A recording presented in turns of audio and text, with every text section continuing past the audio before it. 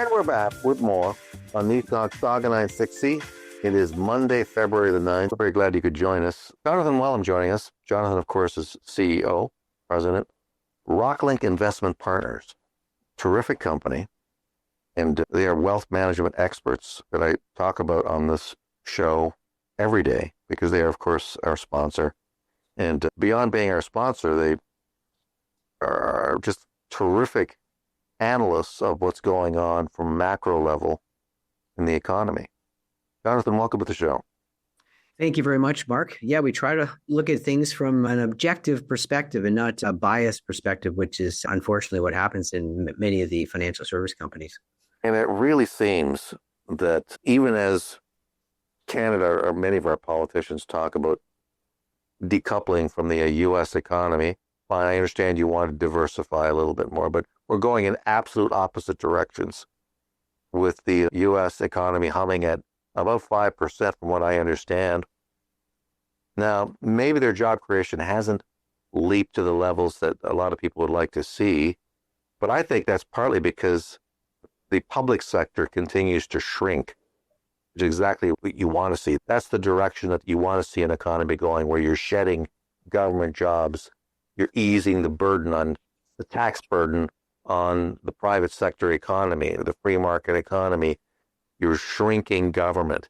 And I guess that's what Pierre Poilievre, I don't want to put words in his mouth, but he's talking about getting government out of the way of the free market, which I think would be a fantastic piece of advice. Unfortunately, so many of the people who run the government, whether it's on the provincial side in Ontario or federally with Carney, they just don't believe in that.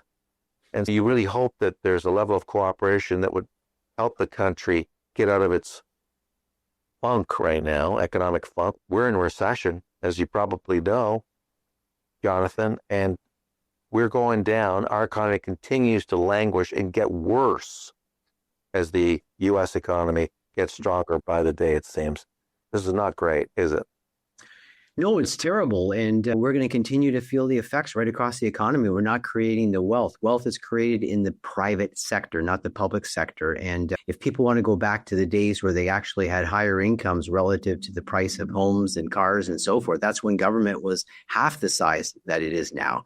And they just don't seem to realize that, again, the public sector will eat up and is very inefficient. They'll eat up the tax revenue and they never have enough and they're not productive. So you mentioned the United States and up to 5% growth, even though the employment hasn't been growing very heavily. Again, as you pointed out, a lot of that's the shrinking of the public sector. It's also getting illegal aliens out of the country, people going back to their homelands. And it's massive capital investments, which drives productivity. And so the U.S. is really on the edge of a productivity boom from my perspective, what I'm seeing. And that's because they're bringing capital into their country and they're also expensing it 100% up front. So a lot of these companies, you saw it with Amazon, you've seen it with Google and Microsoft, they're spending a lot on AI, maybe too much, we'll have to find out. But one of the reasons why they're spending all that money and investing in productivity is they can expense it 100% first year. And so this is going to be a real boon to economic growth in the U.S. They won't need the employment growth to the same level to drive economic growth in GDP. We are getting none of that in Canada. Anything we're getting is the government's handing out more money. The government's doing more subsidies. The government's going to help the auto sector. The government's going to subsidize high inflation prices on food because of their regulations and taxation and so forth. It's exactly the wrong way to do it. And it's going to continue to keep us far behind the U.S. and falling further and further behind. This post by Mario Zelaya, insane. Carney told us that 12 million are getting a grocery rebate, to your point about subsidies and the rest of it. But a couple that works at Tim Hortons full-time at $15 an hour won't be eligible. So of the less than half of Canadians working full-time, you get to pay the bill. You would think, how do you get by on a $15 an hour salary at Hortons? It's good, honest work, and I'm sure people are happy to have the jobs. But those people are apparently, I can't guarantee this, but they're not going to be able to qualify for that grocery rebate. Can you believe that? Yeah, I haven't seen the exact cutoff rates, but it doesn't surprise me, Mark, at all. We have no money. We're running deficits. All this is going to do is increase our deficit further. And that's part of the problem with inflation. We're spending beyond our means. And so if we want to get inflation in line and actually make food less expensive, we need to, again, clean up our taxes, our regulations. We need to get especially the carbon taxes off the industrial side. We got them off the retail. But it's just all of the encumbrances which are keeping the prices higher in this country, including some of our supply management, which we should be looking at, which keeps the price of goods higher and keeps us inefficient versus other countries. So again, throwing money at it, which is just more debt, more deficits, it's not going to solve the problem at all. And this is vote getting, and it's trying to ameliorate a situation which has been caused by the government in the first place. So where do we go from here? There's talk of an election. Oh, I know. To me, we're heading into the spring. People are still critical of the conservatives for, quote, not working with the liberals, when in fact they are proposing their own solutions. They're not acquiescing to terrible policies. And how is that going to help anybody? So you got the conservatives who think that the liberals are going in the wrong direction, and the liberals say, we're not getting the support we need in the House to push through our agenda.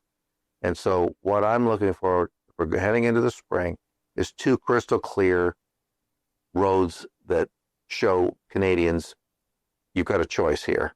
You can either go the direction that we've been taking for the last 11 years, which has failed, which has wrecked our economy, which has cost us tens of billions of dollars in investment in this country. We could continue down that road, or we could shift gears and try something that has worked time and time again and is now working in the United States, where Trump is, and the rest of the red states, of course, because the blue states are still in rough shape in a lot of them, but change direction so that you unleash the power of the free market to do what the free market does.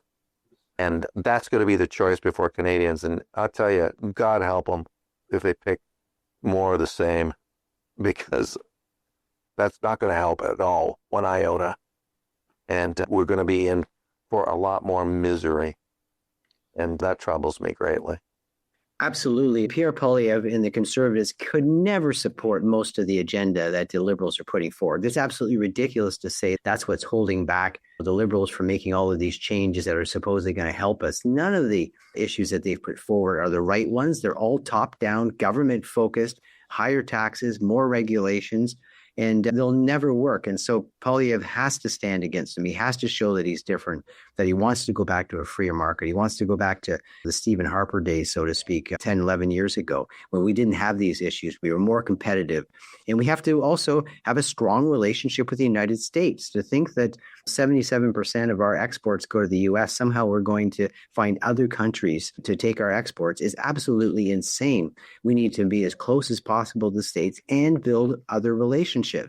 But again, why can't we build relationships with a lot of other countries? We don't have the infrastructure to get our products to their markets. And why don't we have that? Because of the inefficiency and ineffectiveness of the Liberal government and governments even before that who haven't built pipelines and infrastructure to move a lot of our commodities from the inside of our country to our borders.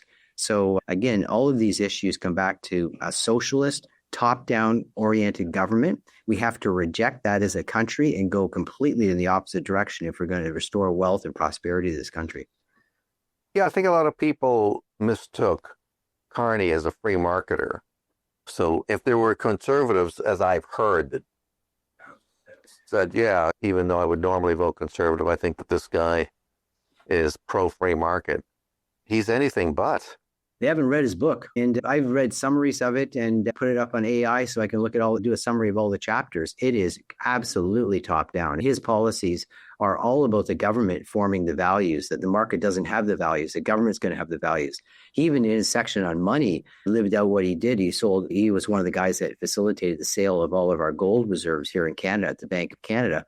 But he even says in his book that the new money is fiat currency. It's all about trust in the government. Can you imagine it? Trust in the government? So he is absolutely a socialist, top-down guy and does not believe in the free market. He doesn't believe it has the virtue and the values to be able to drive an economy. Who has the virtues and values? Mark Carney and the government. So if you believe that, we're in big trouble if you vote for that again. How do you sell it to the public? I guess that's the real difference. It's just a real challenge. You go into an election campaign and you want to explain what has worked time and time again, how the free market, you get out of the way and you unleash the power of the free market. But unfortunately, I think so much brainwashing, so much anti-capitalism brainwashing through the left-wing media, unfortunately, eroded trust in what the free market is capable of.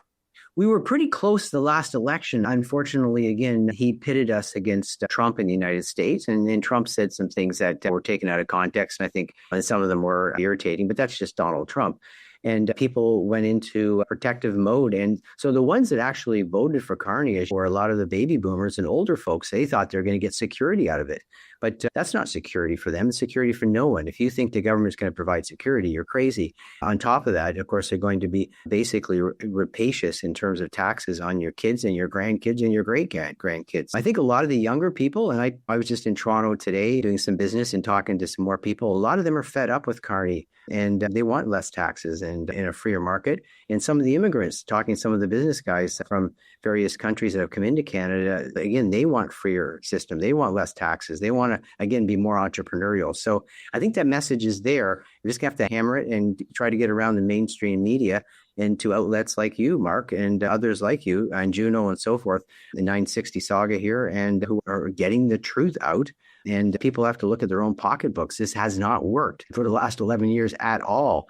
And Carney is just the same mentality, the same socialist policies that we've seen now for the last 10 years.